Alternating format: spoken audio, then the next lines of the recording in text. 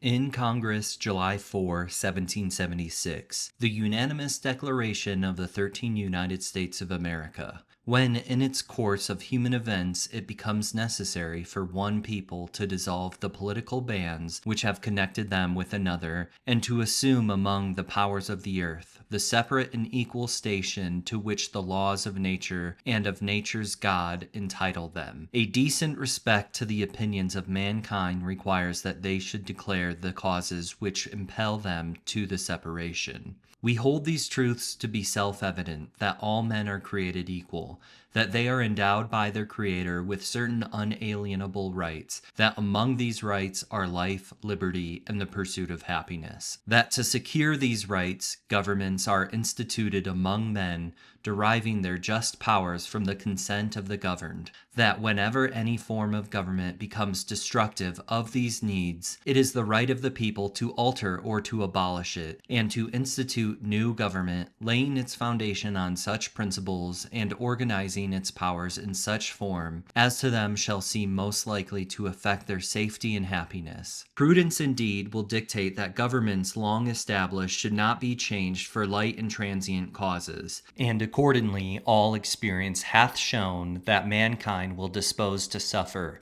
while evils are sufferable, than to right themselves by abolishing the forms to which they are accustomed. But when a long train of abuses and usurpations, pursuing invariable the same object, evinces a design to reduce them under absolute despotism, it is their right, it is their duty, to throw off such government and to provide their guards for their future security. Such has been the patient sufferance of these colonies, and such is now the necessity which restrains them to alter their former systems of government. The history of the present King of Britain is a history of repeated injuries and usurpations, all having in direct object the establishment of an absolute tyranny over these states.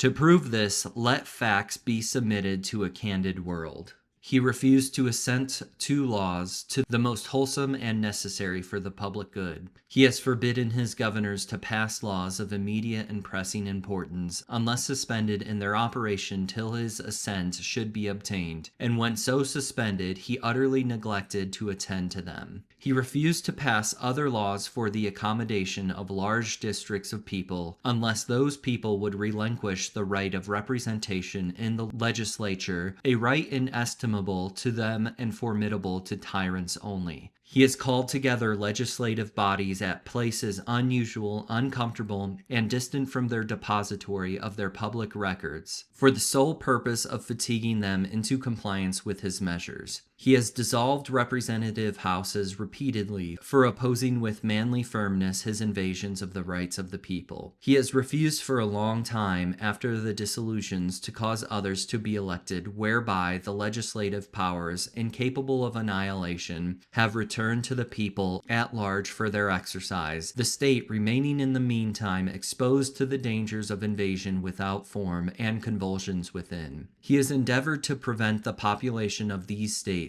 for that purpose obstructing the laws for naturalization of foreigners, refusing to pass others to encourage their migrations hither, and raising the conditions of new appropriations of lands. He has obstructed the administration of justice by refusing his assent to laws for establishing judiciary powers. He has made the judges dependent on his will alone for the tenure of their offices and the amount of payment for their salaries. He has erected a multitude of new offices and sent hither swarms of officers to harass our people and to eat out their substances. He has kept among us in times of peace standing armies without the consent of our legislators. He has affected to render the military independent of and superior to the civil power. He has combined with others to subject us to a jurisdiction foreign to our Constitution and unacknowledged by our laws, giving his assent to their acts of pretended legislation, for quartering large bodies of troops among us, for protecting them by a mock trial from punishment for any murders which they should commit on the inhabitants of these states, for cutting off our trade with all parts of the world, for imposing taxes on us without our consent, for depriving us in many cases of the benefits of a trial by jury, for transporting us by seas to be tried for our pretended offenses, for abolishing the free system of English laws in our neighboring province, establishing therein an arbitrary government, and enlarging its boundaries so as to render it at once an example and fit instrument for introducing the same absolute rule into these colonies, for taking away our charters, abolishing our most valuable laws, and altering fundamentally the forms of our governments, for suspending our own legislature and declaring themselves invested with power to legislate for us in all cases whatsoever. He has abdicated government here by declaring us out of his protection and waging war against us.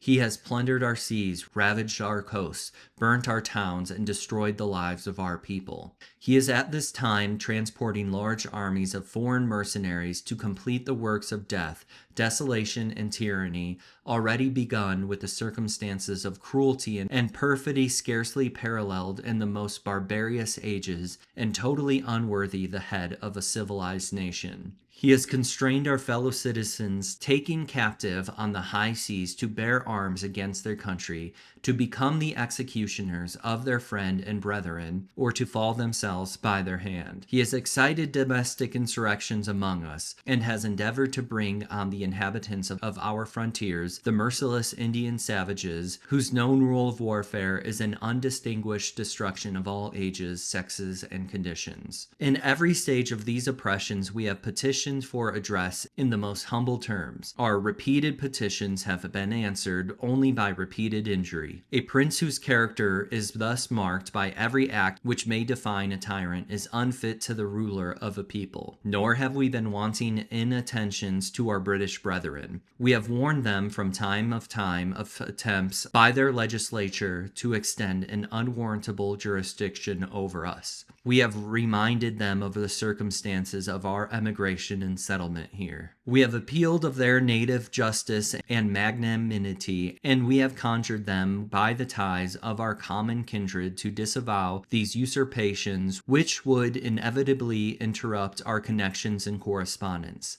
They have been deaf to the voice of justice and consanguinity. We must therefore acquiesce in the necessity which denounces our separation, and hold them, as we hold the rest of mankind, enemies in war, in peace and friends. We therefore, the representatives of the United States of America and General Congress, assembled, appealing to the Supreme Judge of the world for the rectitude of our intentions, do, in the name and by the authority of the good people of these colonies, solemnly publish and declare that these united colonies are, and of right ought to be free and independent states, that they are absolved from the allegiance to the British Crown, and that all political connection between them and the state of Great Britain is and ought to be totally dissolved, and that as free and independent states they have full power to levy war, conclude peace, contract alliances, establish commerce, and to do all other acts and things which independent states may of right do. And for the support of this declaration, with a firm reliance on the protection of divine providence, we mutually pledge to each other our lives, our fortunes, and our sacred honor. Georgia: Button Gwinnett, Lyman Hall, George Walton. Maryland: Samuel Chase, William Paca, Thomas Stone, Charles Carroll of Carrollton. Delaware: Caesar Rodney, George Reed, Thomas McKean. Massachusetts: Samuel Adams, John Adams, Robert Treat Payne, Elbridge Gerry.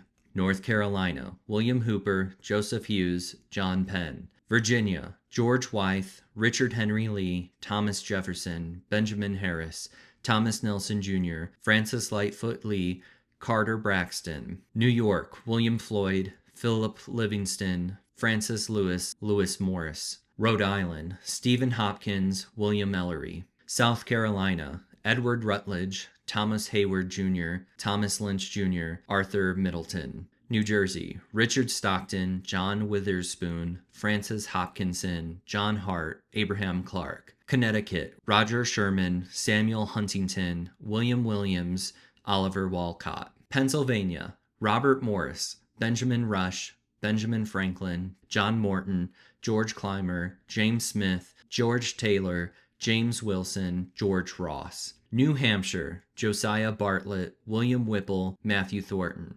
Massachusetts, John Hancock.